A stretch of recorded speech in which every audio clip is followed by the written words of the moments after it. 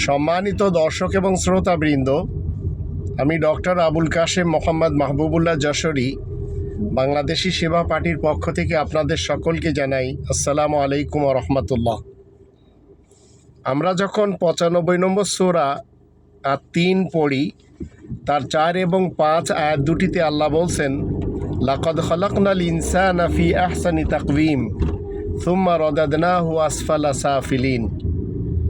ইনসানকে আল্লাহ খুব সুন্দরভাবে সৃষ্টি করেছেন, কিন্তু এই আহসানা তাকওয়িম ইনসান এমন কিছু কাজ করে বসে যে তাদেরকে আল্লাহ বলছেন সেই কাজের কারণে সুম্মা রাদাদনাহু আসফালা সাফিলিন, অধপাতের নিম্ন স্তরে আল্লাহ তাদেরকে পৌঁছে দেন। এর কারণ তারা এই যে আহসানি তাকওয়িম, এখান থেকে যখন একজন পদচ্যুত হয়ে যায় তখন তাকে নিম্ন স্তরে চলে যেতে হয়।